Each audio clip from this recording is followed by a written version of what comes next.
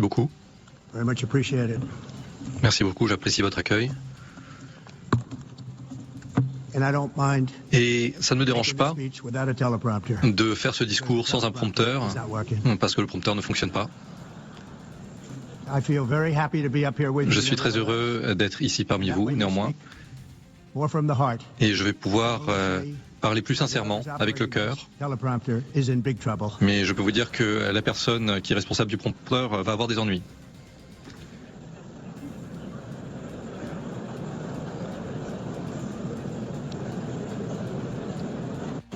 Hello, Madam First Lady. Bonjour mon Thank you very épouse. much, Merci à tous. Merci d'être présents. Madam President. Madame la Présidente, Monsieur le Secrétaire Général, Madame la Première Dame des États-Unis, chers délégués, chers ambassadeurs, dirigeants mondiaux, ça fait... Lors de ma précédente adresse dans cette assemblée, je m'adressais à un monde en paix, un monde prospère durant mon premier mandat. Depuis, cette paix a été violée, cette paix que j'avais forgée sur 2 continents. Une ère de calme et de stabilité a laissé la place à l'une des plus grandes crises de notre temps. Et ici, aux États-Unis, on a eu 4 années de faiblesse et de radicalisme politique sous la précédente administration. Ce qui a mené notre pays de désastre en désastre. Il y a un an, notre pays faisait face à de sérieux problèmes, mais grâce à mon administration, notre pays est de nouveau sur le devant de la scène. Et il n'y a aucun autre pays qui arrive à notre hauteur. Les États-Unis ont l'économie la plus forte, les frontières les plus fortes, l'armée la plus forte, les amitiés les plus fortes et l'esprit le plus fort de tous les pays du monde. Nous sommes dans l'âge d'or des États-Unis. Nous sommes en train d'inverser la tendance sur la situation économique calamiteuse que nous avait laissée l'administration précédente avec une inflation record, une inflation qu'on n'avait jamais connue auparavant. Sous ma présidence, les coûts de l'énergie ont baissé, les prix du pétrole ont baissé, les prix dans les supermarchés ont baissé et nous avons vaincu l'inflation. Tout ce qui monte, c'est la bourse qui atteint de nouveaux records, qui a battu 48 records ces derniers temps. L'industrie est en pleine explosion. La bourse, comme je l'ai déjà dit, se porte mieux que jamais et vous tous dans cette pièce, vous en bénéficiez, presque tous ici présents. Et les salaires des travailleurs sont en train de progresser au rythme le plus élevé de ces 60 dernières années.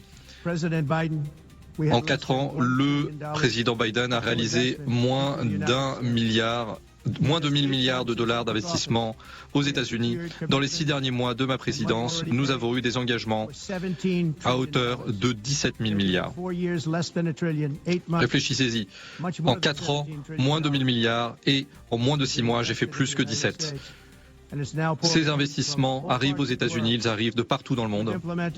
Nous avons mis en place les plus grandes baisses d'impôts de l'histoire des États-Unis et le plus grand processus de déréglementation de l'histoire des États-Unis, ce qui fait de nous, une fois de plus, le meilleur pays au monde pour faire des affaires. Et nombre d'entre vous dans cette pièce investissaient aux États-Unis et on a prouvé au cours des 8 derniers mois que c'était un excellent investissement.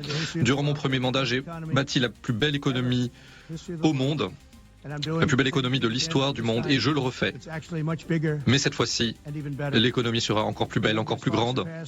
Les chiffres surpassent les records que j'avais établis lors de mon premier mandat. À notre frontière sud, nous avons repoussé une invasion colossale et lors des 4 derniers mois consécutifs, le nombre d'étrangers entrant de manière illégale dans notre pays a été 0. C'est difficile à croire, parce que si vous regardez la situation d'il y a un peu plus d'1 an, c'était des millions et des millions de personnes qui rentraient illégalement, des personnes qui venaient de prison, d'asile, des trafiquants de drogue qui rentraient dans notre pays avec cette politique ridicule de l'administration Biden, cette politique de frontières ouvertes. Notre message est très simple, si vous entrez illégalement aux États-Unis, vous allez en prison ou vous allez retourner là d'où vous venez. Ou vous serez peut-être envoyé encore plus loin. Vous savez ce que ça veut dire. Je veux remercier le pays d'El Salvador pour le travail très professionnel qu'ils ont fait lorsqu'il s'agissait de récupérer les immigrés illégaux et de les mettre en prison. Et c'est sous l'administration précédente que les nombres ont brisé tous les records. et tous ces immigrés illégaux sont en train d'être reconduits à la frontière. Les autres pays n'ont pas le choix non plus car ils sont tous dans la même situation avec l'immigration. L'immigration détruit vos pays et vous devez agir. Sur la scène mondiale, les États-Unis sont respectés comme jamais auparavant. Il y a 2 ans, il y a 3 ans, il y a 4 ans, ou même il y a 1 an, on se moquait de nous partout dans le monde. Au sommet de l'OTAN, en juin, tous les membres de l'OTAN se sont engagés de manière formelle à augmenter leurs dépenses dans la défense pour passer à 4 ou 5% du PIB, renforçant notre alliance. En mai, je suis allé au Moyen-Orient.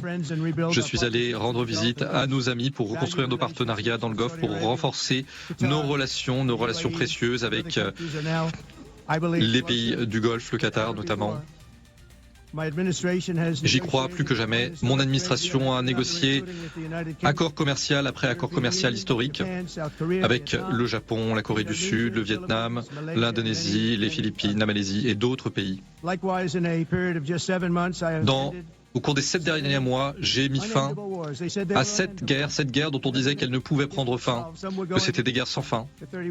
C'était des guerres qui duraient, 2 de ces guerres duraient depuis plus de 30 ans, une a duré 36 ans et l'autre a duré 28 ans. J'ai mis fin à 7 guerres. Et dans tous les cas, c'était des guerres qui faisaient rage avec des milliers de personnes qui se faisaient tuer. On parle là du Cambodge, de la Thaïlande, du Kosovo, de la Serbie, du Congo, du Rwanda, un conflit vraiment féroce et violent, le Pakistan et l'Inde, Israël et l'Iran, l'Égypte et l'Éthiopie, et l'Arménie et l'Azerbaïdjan. Aucun président, aucun premier ministre et aucun autre pays n'a jamais réussi à accomplir quelque chose de similaire. Et je l'ai fait en 7 mois. Ça ne s'est jamais produit auparavant. Il n'y a rien eu de semblable. C'était très improbable de réussir à faire cela. C'était dommage que j'ai dû le faire alors que c'était le travail des États-Unis. Dans de nombreux cas, les Nations Unies n'ont même pas tenté d'aider à la résolution du conflit. J'ai mis fin à 7 guerres, j'ai parlé aux dirigeants de chacun de ces pays et je n'ai jamais reçu d'appel des Nations Unies qui proposait de m'aider à finaliser ces accords. Tout ce que j'ai reçu des Nations Unies, c'était un escalator qui s'est arrêté, qui est tombé en panne lorsque j'étais au milieu. Si la première dame n'était pas très en forme, elle serait tombée, mais elle est très en forme, nous sommes tous les deux très en forme. Et ensuite, j'ai eu droit à un prompteur qui ne fonctionnait pas. Voilà tout ce que j'ai eu des Nations Unies, un escalator en panne et un prompteur en panne. Merci beaucoup. Et d'ailleurs, maintenant, il fonctionne enfin, il vient juste de s'allumer. Merci beaucoup. Je pense que je devrais continuer comme je le fais actuellement, c'est plus simple. Merci beaucoup. Je n'y pensais pas à l'époque car j'étais trop occupé à sauver des millions de vies en mettant fin à ces guerres. Mais plus tard, j'ai réalisé que les Nations Unies n'étaient pas au rendez-vous. Ils n'étaient pas là pour nous soutenir. Je n'y ai pas réfléchi sur le moment, mais je me le suis dit après. Je n'y ai pas pensé pendant ces négociations qui étaient difficiles. Et donc, je me pose la question, quel est l'objet des Nations Unies? Il y a tant de potentiel. L'organisation a tant de potentiel, mais elle ne réalise absolument pas ce potentiel. En tout cas, pour le moment, tout ce qu'ils font, c'est qu'ils écrivent des discours et ensuite, ils n'agissent pas. Ce sont des paroles vides et les paroles vides ne résolvent pas les guerres. Tout ce qui permet de mettre fin aux guerres, c'est l'action. Précédemment, un peu plus tôt dans l'année, nous avons négocié les accords d'Abraham, des accords très importants. Notre pays n'a pas été félicité pour cela. Tout le monde dit que je devrais obtenir le prix Nobel de la paix pour chacune de ces réalisations. Mais pour moi, la vraie récompense, ce sera les fils et les filles qui pourront grandir avec leurs parents parce que des milliers de personnes ne sont plus tuées dans des guerres aussi inutiles qu'infâmes. Nous avons sauvé des milliers et des milliers de vies en mettant fin à ces 7 guerres et nous travaillons aussi sur la fin d'autres conflits. Il y a de nombreuses années, un promoteur immobilier à succès à New York qui s'appelait Donald J. Trump. Moi, j'ai fait une offre sur la rénovation de ce bâtiment des Nations Unies. Reconstruire tout cela pour $500 millions, c'est ce que j'ai proposé. Je vous parlais des sols que j'allais refaire pour vous. Je vous disais que vous alliez avoir le meilleur du meilleur. Je vous proposais des murs en bois, ils vous ont donné du plastique. Et en fait, ils ont choisi une offre qui était beaucoup plus chère à l'époque pour un produit inférieur. Et j'ai compris qu'ils ne savaient pas ce qu'ils faisaient lorsqu'il s'agissait de construction. Ils ne comprenaient rien au concept et les produits qu'ils proposaient de réaliser allaient leur coûter une fortune. Avec des surcoûts évidemment, et bien sûr j'avais raison.